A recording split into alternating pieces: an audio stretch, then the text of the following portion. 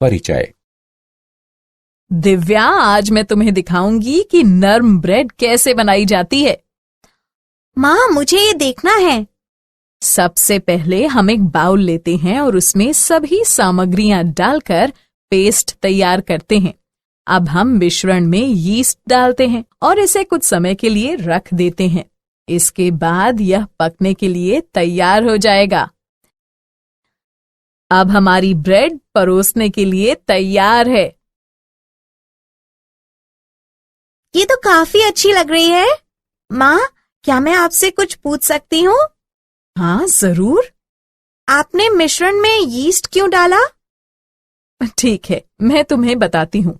Bread बनाने में किण्वन की प्रक्रिया में यीस्ट उत्प्रेरक की तरह कार्य करता है। यीस्ट आटे में मौजूद शर्करा से अभिक्रिया करता है और इस प्रक्रिया में कार्बन डाइऑक्साइड उत्पन्न होती है। कार्बन डाइऑक्साइड गुंथे हुए आटे में मौजूद हजारों बुलबुलों में भर जाती है। जब ब्रेड पक जाती है तो यह रोएदार और नर्म हो जाती है। ठीक है माँ, मैं समझ गई और मैं इसके बारे में और अधिक जानना चाहती हूँ। इस बारे में और अधिक जानने के लिए तुम्हें रासायनिक बलगतिकी का अध्ययन करना चाहिए। छात्रों, आज हम रासायनिक बलगतिकी के बारे में विस्तार से चर्चा करेंगे। उद्देश्य: पाठ के अंत में आप निम्न करने में सक्षम हो जाएंगे। रासायनिक बलगतिकी को परिभाषित करना, रासायनिक अभिक्रियाओं का वर्णन करना, एक रासायनिक अभिक्रिया के वेग की व्याख्या करना, औसत और तात्कालिक अभिक्रिया वेग की व्याख्या करना, अभिक्रिया के वेग को प्रभावित करने वाले कारकों को जानना, अभिक्रिया की कोटि का विश्लेषण करना, अभिक्रिया की आणविकता की गणना करना, अभिक्रिया की अर्धायु की गणना करना, अभिक्रिया वेग पर तापमान और उत्प्रेरक के प्रभाव को समझना, ऑरेनियस समीकरण की व्युत्पत्ति करना, संघट्ट सिद्धांत का वर्णन करना।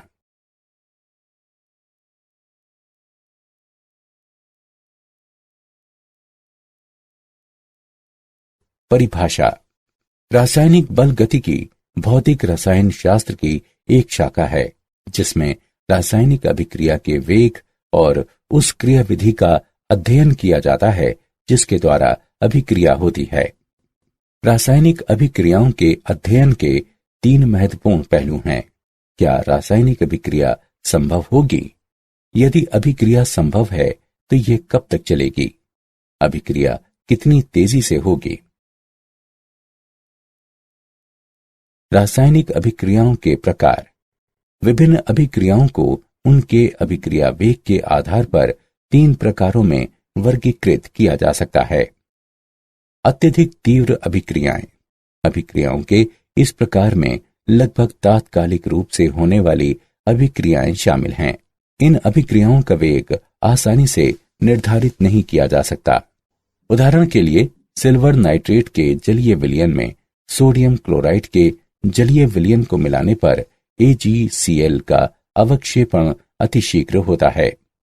अत्यधिक मंद अभिक्रियाएं: इस प्रकार में वे अभिक्रियाएं शामिल हैं जो बहुत मंद वेग से होती हैं। ऐसी अभिक्रियाओं के वेग का शायद ही कोई भौतिक महत्व हो।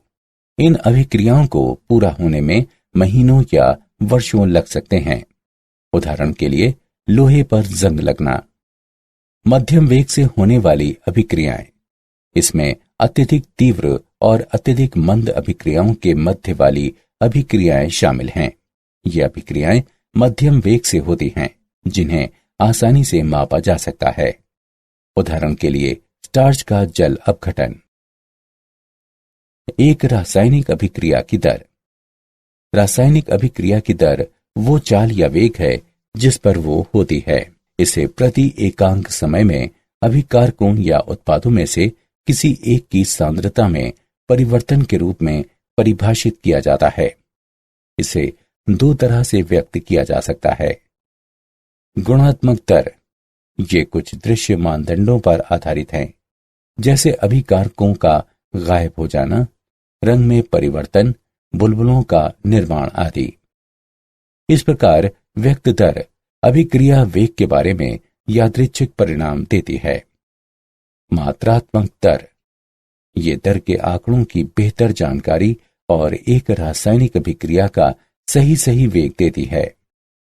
मात्रात्मक दर दो प्रकार से व्यक्त की जा सकती है।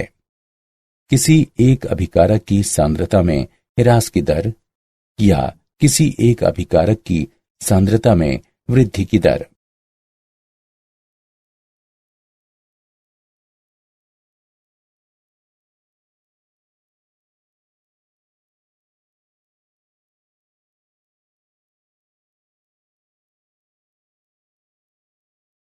अभिक्रिया वेग की इकाइयां पदार्थ के सांद्रण को मोल प्रति लीटर में और समय को सेकंडों या मिनटों में या घंटों में व्यक्त किया जाता है।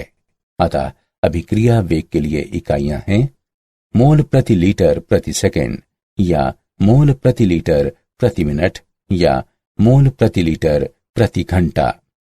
गैसीय अभिक्रिया के लिए अभिकारकों और उत्पादों की सांद्रता को आंशिक दाब के पदों में व्यक्त किया जाता है और दाब को वायुमंडल में व्यक्त करते हैं।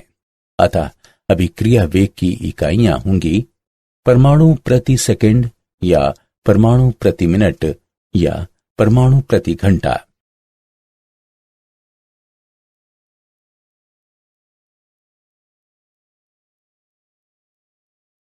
औसत अभिक्रिया वेग, ये एक परिमित समय अंतराल में सांद्रता में परिवर्तन होता है।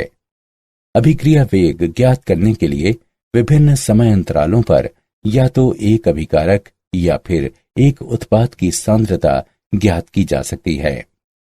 अभिक्रिया की प्रगति पता करने के लिए सांद्रता से संबंधित प्रेक्षण योग्य गुणधर्मों जैसे आयतन, दाब, प्रकाशिक घूर्णन, पीएच और विद्युत चालकता का भी प्रयोग किया जाता है। इसे बिना अभिक्रिया मिश्रण को अलग किए हुए विभिन्न समय अंतरालों पर सीधे मापा जा सकता है। औसत वेग बराबर ऋणात्मक डेल्टा C बटे डेल्टा T।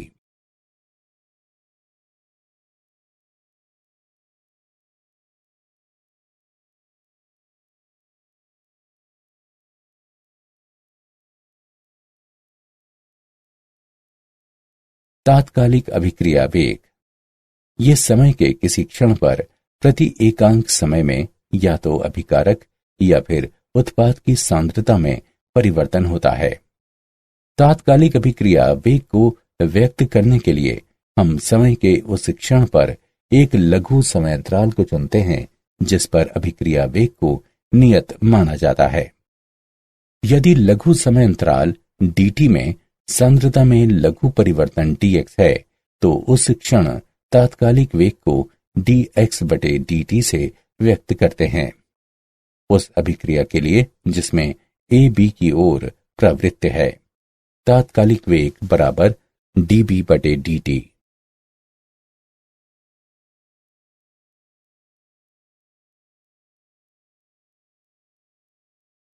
अभिक्रिया का वेग व्यंजक और स्टाइकियोमीट्री। विभिन्न वेग व्यंजकों को एक रासायनिक अभिक्रिया की अलग अलग स्पीशीज के पदों में व्यक्त किया जाता है जो सापेक्षिक वेग कहलाते हैं। संतुलित रासायनिक समीकरण में स्पीशीज के स्टाइकियोमेट्री गुणांक द्वारा वेग व्यंजक को भाग देकर सापेक्षिक वेगों को तुल्य बनाया जाता है। अभिक्रिया वेग को इस प्रकार व्यक्त किया जा सकता है।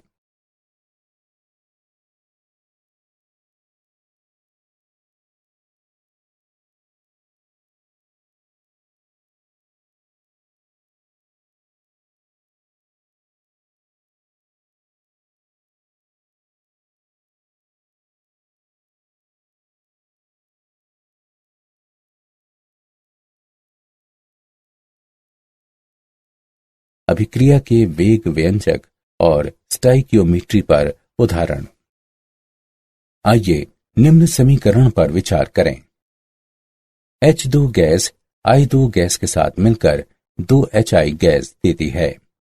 अभिक्रिया वेग को निम्न तरीकों से व्यक्त किया जा सकता है।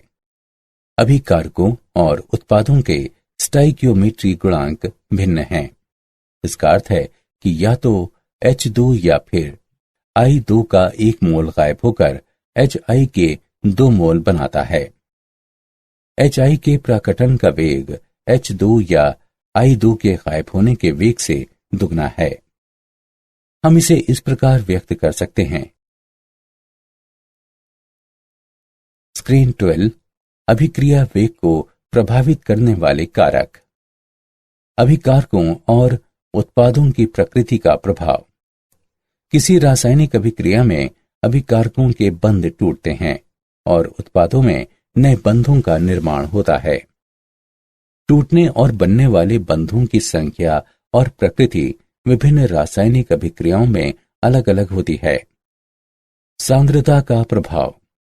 अभिकारकों की सांद्रता जितनी अधिक होती है, अभिक्रिया भी उतनी तेजी से होती है। जैसे जैसे अभिक्रिया में अभिकारकों की खपत होती है, अभिक्रिया की प्रगति के साथ साथ अभिक्रिया वेग घटता जाता है। पृष्ठ क्षेत्रफल। हम जैसे जैसे किसी पदार्थ के भाग करते जाते हैं, इसका पृष्ठ क्षेत्रफल बढ़ता जाता है। इसलिए कण का आकार जितना छोटा होता है, पृष्ठ क्षेत्रफल उतना ही अधिक होता है और इसलिए अभिक्रिया उतनी ही तेजी से होती है। उत्प्रेरक की उपस्थिति। कोई उत्प्रेरक सामान्यतः बिना अभिक्रिया में भाग लिए हुए अभिक्रिया के वेग को बढ़ाता है। तापमान बढ़ने के साथ साथ अभिक्रिया के वेग में भी वृद्धि होती है। सामान्यतः तापमान में प्रति 10 केल्विन वृद्धि होने पर अभिक्रिया का वेग 2 गुना हो जाता है। विकिरण की उपस्थिति। कुछ अभिक्रियाएं अंधेरे में नहीं होती हैं, लेकिन प्रकाश की उपस्थिति में संपन्न होती हैं। इन्हें प्रकाश रासायनिक अभिक्रियाएं कहते हैं।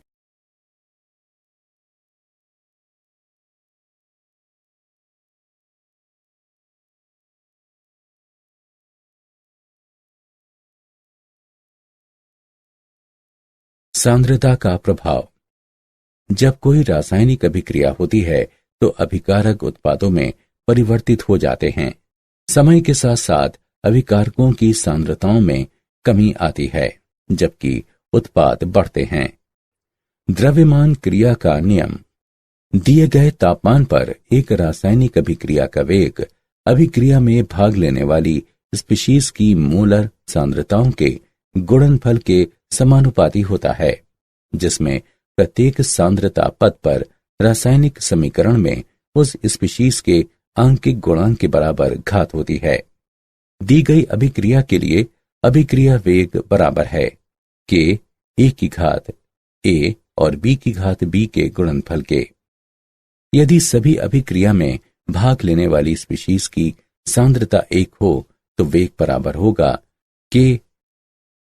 अतः वेग स्थिरांक को अभिक्रिया वेग के रूप में परिभाषित किया जाता है जब प्रत्येक अभिकारक की सांद्रता 1 ली गई हो।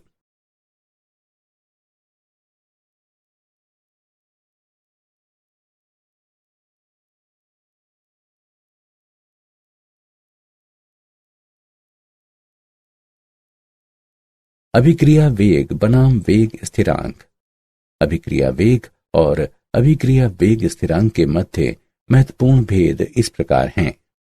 अभिक्रिया वेग उस क्षण अभिकारकों की स्पीशीज की सांद्रता पर निर्भर करता है, जबकि वेग स्थिरांक का आशय उस विशिष्ट बिंदु पर अभिक्रिया वेग से है जब प्रत्येक अभिक्रिया में भाग लेने वाली स्पीशीज की सांद्रता 1 हो।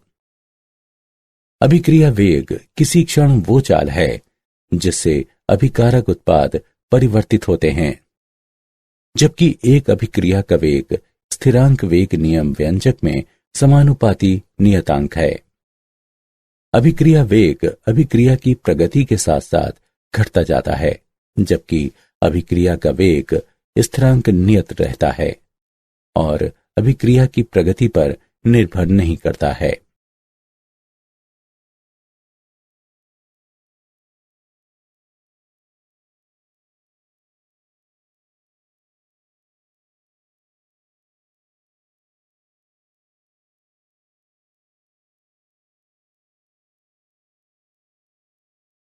अभिक्रिया की कोटि। इसे किसी वेग नियम व्यंजक में प्रयुक्त सांद्रताओं की घातों या घातांकों के योगफल के रूप में परिभाषित किया जाता है। दी गई अभिक्रिया के लिए वेग व्यंजक नियम इस प्रकार हैं।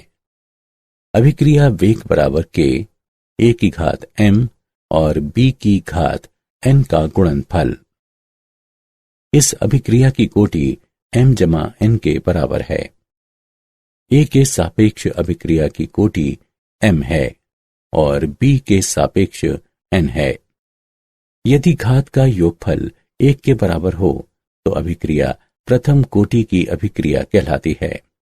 यदि घातों का योगफल 2 या 3 है तो अभिक्रिया क्रमशः द्वितीय कोटि या तृतीय कोटि अभिक्रिया होती है। किसी अभिक्रिया की कोटि शून्य या भिन्न भी हो सकती है। विभिन्न कोटियों के लिए वेग स्थिरांक की इकाइयां। शून्य कोटि अभिक्रिया वेग बराबर dx बटे dt, जो बराबर है k और a की घात शून्य के गुणनफल के। इस प्रकार शून्य कोटि अभिक्रिया के लिए वेग स्थिरांक की इकाइयां हैं मोल प्रति लीटर प्रति सेकंड। द्वितीय कोटि अभिक्रिया वेग बराबर dx बटे dt, जो बराबर है k और a की घात a के गुणनफल के। इस प्रकार प्रथम कोटि अभिक्रिया के लिए वेग स्थिरांक की इकाई प्रति सेकंड है। द्वितीय कोटि अभिक्रिया वेग बराबर dx बटे dt, जो बराबर है k और a की घात 2 के गुणनफल के। इस प्रकार द्वितीय कोटि अभिक्रिया के लिए वेग स्थिरांक की इकाइयां हैं लीटर प्रति मोल प्रति सेकंड। तृतीय कोटि अभिक्रिया वेग बराबर dx बटे dt, जो बराबर है k और a की घात 3 के गुणनफल के। इस प्रकार तृतीय कोटि अभिक्रिया के लिए इकाइयां हैं लीटर वर्ग प्रति मोल वर्ग प्रति सेकंड।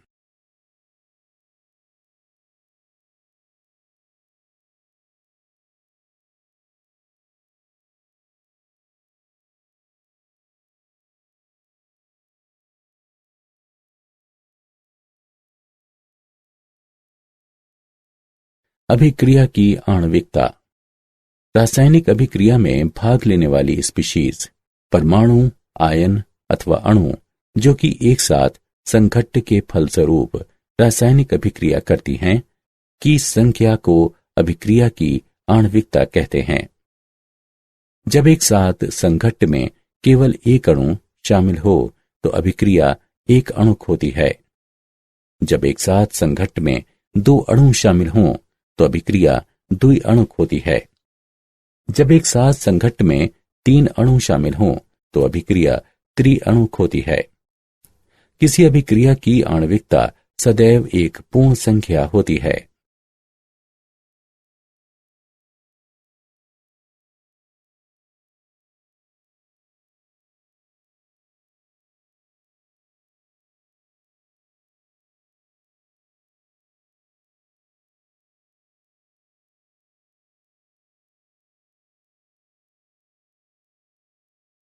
अभिक्रिया की कोटि बनाम अभिक्रिया की आणविकता। अभिक्रिया की कोटि और अभिक्रिया की आणविकता के मध्य महत्वपूर्ण अंतर इस प्रकार है।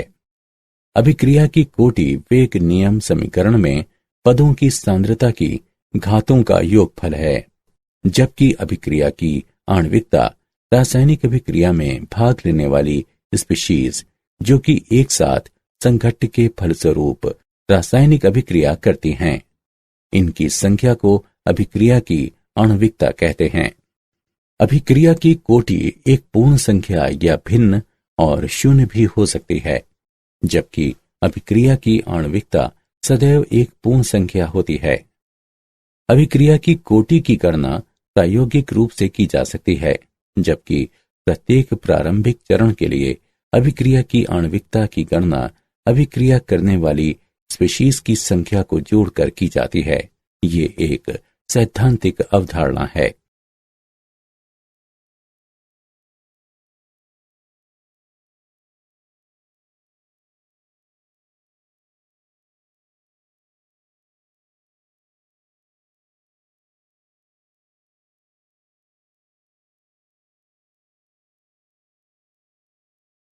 शून्य कोटि अभिक्रिया। कोई अभिक्रिया शून्य कोटि की होती है यदि इसका वेग अभिकारकों की सांद्रता पर निर्भर नहीं करता। शून्य कोटि अभिक्रिया के लिए ए उत्पादों में बदल रहा है। यदि अभिकारक की प्रारंभिक सांद्रता ए नॉट है और टी समय बाद सांद्रता ए है तो अभिक्रिया वेग घटा डी ए बटे डी टी बराबर के और ए की घात शून्य का गुणनफल जो कि के बराबर होगा। इसे इस प्रकार लिखा जा सकता है डी कैपिटल ए बराबर घटा के डी कैपिटल टी। दोनों पक्षों का समाकलन करने पर हमें प्राप्त होता है कैपिटल ए बराबर के टी जमा सी। टी बराबर शून्य पर ए बराबर ए नॉट, इसलिए सी बराबर ए नॉट। इन मानों को समीकरण में रखने पर हम प्राप्त करते हैं ए बराबर घटा के टी जमा ए नॉट। या इसे इस प्रकार भी लिखा जा सकता है के बराबर बटे टी गुणा ए नॉट घटा ए।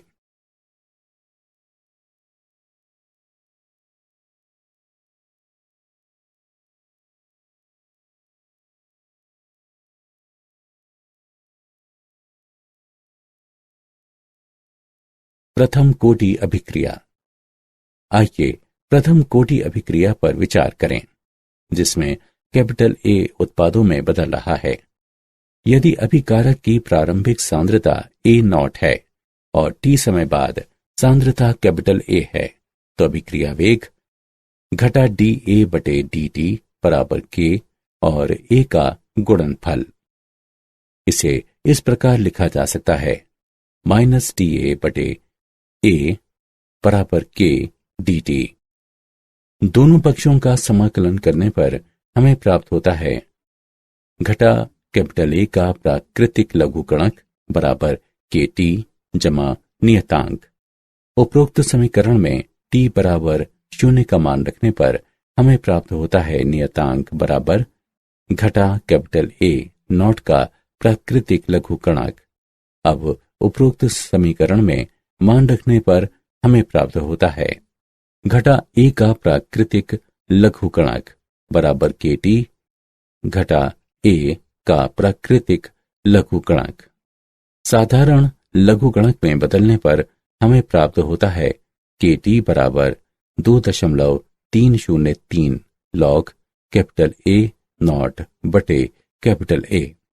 इसे लिखा जा सकता है के बराबर 2.303 बटे टी गुणा लॉग कैपिटल ए नॉट बटे ए। अभिक्रिया की अर्धायु। किसी अभिक्रिया की अर्धायु को उस समय के रूप में परिभाषित किया जाता है जिसमें अभिकारकों की सांद्रता घटकर प्रारंभिक सांद्रता की आधी रह जाती है। इसे आधी अभिक्रिया के पूरे होने में आवश्यक समय के रूप में भी परिभाषित किया जा सकता है। इसे कैपिटल टी से निरूपित करते हैं। शून्य कोटि अभिक्रिया के लिए अर्धायु। शून्य कोटि अभिक्रिया के लिए समाकलित समीकरण है कैपिटल ए बराबर कैपिटल ए नॉट घटा के टी। टी आधे समय पर ए बराबर ए नॉट बटे 2 या ए नॉट बटे 2 बराबर ए नॉट के टी या के टी 1/2 बराबर ए नॉट बटे 2। इसे लिखा जा सकता है टी 1/2 बराबर कैपिटल ए नॉट बटे 2 के। अतः एक शून्य कोटि अभिक्रिया की अर्ध आयु प्रारंभिक सांद्रता के अनुक्रमानुपाती होती है। प्रथम कोटि अभिक्रिया के लिए अर्धायु। हम जानते हैं कि प्रथम कोटि अभिक्रिया के लिए के बराबर 2.303 बटे टी गुणा लॉग ए नॉट बटे ए। टी की गणना इस समीकरण से की जा सकती है टी बराबर 2.303 बटे के गुणा लॉग ए नॉट बटे ए। टी आधे पर ए बराबर ए नॉट बटे 2। टी 1/2 बराबर 2.303 बटे के गुणा log 2। इसे लिखा जा सकता है T1/2 बराबर 0.693/K। अतः प्रथम कोटि अभिक्रिया की अर्ध आयु अभिकारकों की प्रारंभिक सांद्रता पर निर्भर नहीं करती है। nवी कोटि की अभिक्रिया के लिए T1/2 A0 की घात n की घात घटा 1 या n घटा 1 के व्युत्क्रमानुपाती है।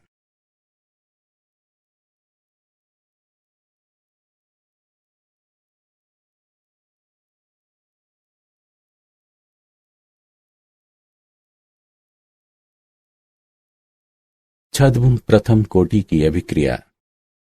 ऐसी परिस्थितियां होती हैं जहां पर एक द्वितीय कोटि अभिक्रिया किसी प्रयोग में प्रथम कोटि की प्रतीत होती है।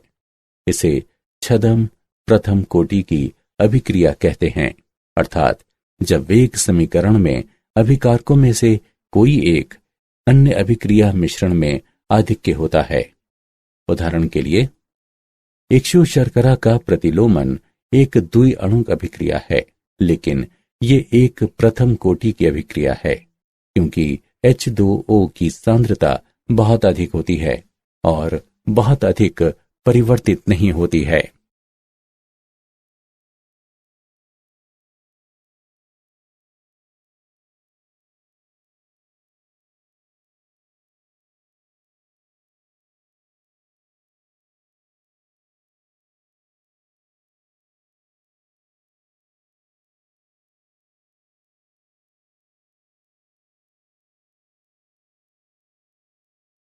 अभिक्रिया वेग की ताप पर निर्भरता। समांगी अभिक्रिया के लिए अभिक्रिया वेग प्रत्येक 10 डिग्री ताप बढ़ाने पर लगभग 2 गुना हो जाता है। 10 डिग्री में से दोनों तापों पर एक अभिक्रिया के वेग स्थिरांक के अनुपात को अभिक्रिया का ताप गुणांक कहते हैं। अधिकांश अभिक्रियाओं के लिए ताप गुणांक का मान लगभग 2 होता है और कुछ में ये 3 तक पहुंच जाता है। जब ताप T-10 डिग्री बढ़ता है तो वक्र सपाट हो जाता है। अब छायांकित भाग ABEF उन अणुओं के भाग को निरूपित करता है जिनकी ऊर्जा देहली ऊर्जा से अधिक है। भाग ABEF भाग ABCD के दुगने से अधिक है। देहली ऊर्जा के बराबर या इससे अधिक ऊर्जा वाले अणुओं का भाग लगभग 2 गुने से अधिक हो जाता है। अतः अभिक्रिया वेग भी तप में प्रत्येक 10 डिग्री वृद्धि होने पर 2 गुना हो जाता है। इस प्रकार ताप में वृद्धि के साथ अभिक्रिया वेग में वृद्धि देहली ऊर्जा के आधिक्य में ऊर्जा वाले अणुओं के भाग में बढ़ोतरी के कारण होती है।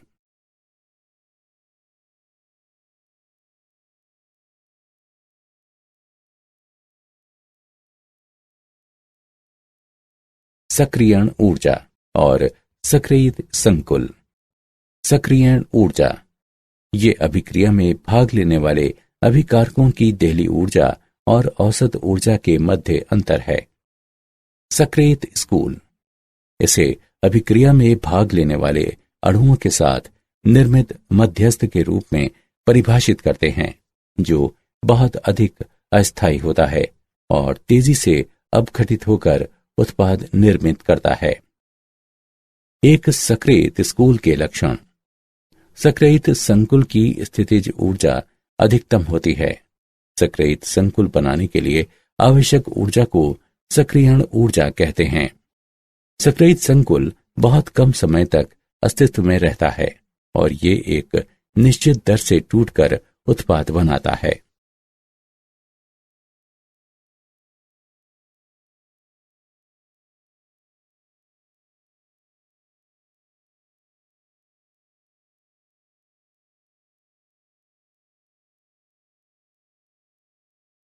ऑरेनियस समीकरण। ऑरेनियस समीकरण वेग स्थिरांक को ताप के साथ संबंधित करती है। K बराबर A और E की घात माइनस EA/RT का गुणनफल, जहां कैपिटल A आवृत्ति कारक है और EA संक्रियण ऊर्जा है। दोनों पक्षों में प्राकृतिक लघुगणक लेने पर हमें प्राप्त होता है प्राकृतिक लॉग के बराबर प्राकृतिक लॉग ए माइनस ई ए बटे आर टी। प्राकृतिक लघुगणक को साधारण लघुगणक में बदलने पर हमें प्राप्त होता है लॉग के बराबर लॉग ए माइनस ई ए बटे 2.303 आर टी। यदि K1 और K2 दो तापों T1 और T2 पर वेग स्थिरांक हो तो हमारे पास है log K1 बराबर log A माइनस ई ए बटे 2.303 RT1, log KT बराबर log A माइनस ई ए बटे 2.303 RTZ। उपरोक्त दोनों समीकरणों को घटाने पर हम प्राप्त करते हैं log KT बटे K1 बराबर F बराबर ई ए बटे 2.303 R गुणा T2 घटा T1 बटे T1 T2।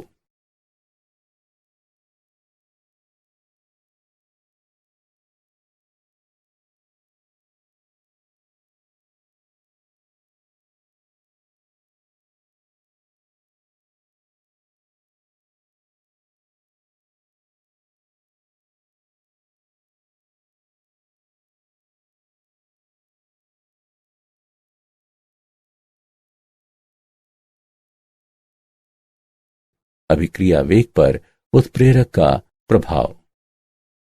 उत्प्रेरक एक ऐसा पदार्थ है जिसमें स्वयं स्थायी रासायनिक परिवर्तन हुए बिना ये एक रासायनिक अभिक्रिया के वेग को बढ़ा देता है। ये अभिकारकों के साथ अस्थायी बंध बनाकर रासायनिक अभिक्रिया में भाग लेता है, जिसके फलस्वरूप एक मध्यवर्ती संकुल बनता है। ये अभिकारकों और उत्पादों के मध्य सक्रियण ऊर्जा को घटाकर वैकल्पिक मार्ग या अभिक्रिया क्रियाविधि प्रदान करता है, जिससे स्थितिज ऊर्जा अवरोध में कमी आती है। ये साम्यावस्था नियतांक को परिवर्तित नहीं करता है, लेकिन तेजी से साम्यावस्था अर्जित करने में सहायक है। उत्प्रेरक की लघु मात्रा अभिकारकों की दीर्घ मात्रा को उत्प्रेरित कर सकती है। रासायनिक अभिक्रियाओं का संघट्य सिद्धांत। केवल प्रभावी संघट्य ही रासायनिक अभिक्रिया करते हैं। ऐसे संघट्य जिनमें पर्याप्त गणिज ऊर्जा और उपयुक्त विन्यास वाले अणु संघट्य करते हैं, जिससे अभिक्रिया में भाग लेने वाली स्पीशीज के मध्य बंध टूटने तथा उत्पाद बनाने के लिए नए बंधों के निर्माण को बढ़ावा मिले, प्रभावी संघट्य कहलाते हैं। सक्रियण ऊर्जा और अणुओं का उपयुक्त विन्यास एक साथ एक प्रभावी संघट्य की कसौटी का निर्धारण करते हैं और इस तरह रासायनिक अभिक्रिया वेग बराबर PZ/AB और E की घात माइनस EA/RT का गुणनफल, जहां ZAB बराबर अभिकारकों A और B की संघट्य आवृत्ति P बराबर प्रायिकता कारक और E की घात माइनस EA/RT बराबर EA के बराबर से अधिक ऊर्जाओं वाले अणुओं का भाग।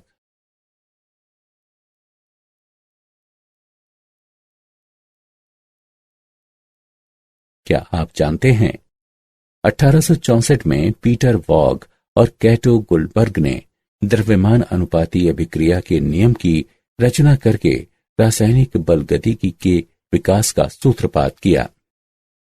एक रासायनिक अभिक्रिया का वेग उस माध्यम पर निर्भर करता है जिसमें यह होती है, चाहे माध्यम जलीय हो या कार्बनिक, ध्रुवीय या अध्रुवीय, या द्रव, ठोस या गैसीय। गतिक समस्थानिक प्रभाव किसी रासायनिक अभिक्रिया के वेग में वो अंतर है जब अभिकारकों में से एक में परमाणु को इसके समस्थानिकों में से किसी एक द्वारा हटाया जाता है। अर्धकोशिकाएं वे दो अभिक्रियाएं हैं जिनका निर्माण एक जटिल अभिक्रिया का सरल भागों में टूटने से होता है।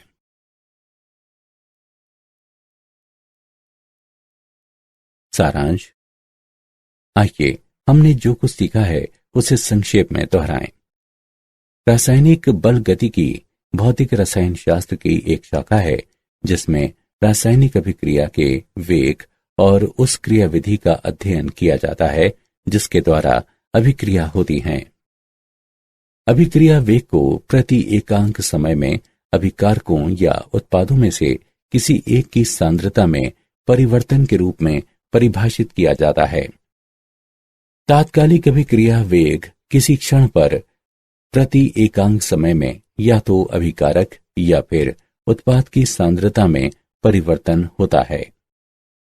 दिए गए तापमान पर एक रासायनिक अभिक्रिया का वेग अभिक्रिया में भाग लेने वाली स्पीशीज की मोलर सांद्रताओं के गुणनफल के समानुपाती होता है, जिसमें प्रत्येक सांद्रता पद पर रासायनिक समीकरण में उस स्पीशीज के आंकिक गुणक के बराबर घात होती है।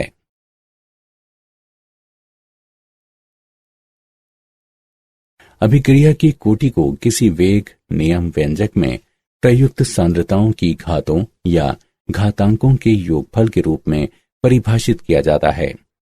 अभिक्रिया में भाग लेने वाली स्पीशीज जो कि एक साथ संघट्ट के फलस्वरूप रासायनिक अभिक्रिया करती है, उसकी संख्या अभिक्रिया की आणविकता कहलाती है। सक्रियित संकुल भाग लेने वाले अणुओं के मध्य निर्मित मध्यस्थ होता है जो बहुत अधिक अस्थायी होता है और तेजी से अपघटित होकर उत्पाद निर्मित करता है।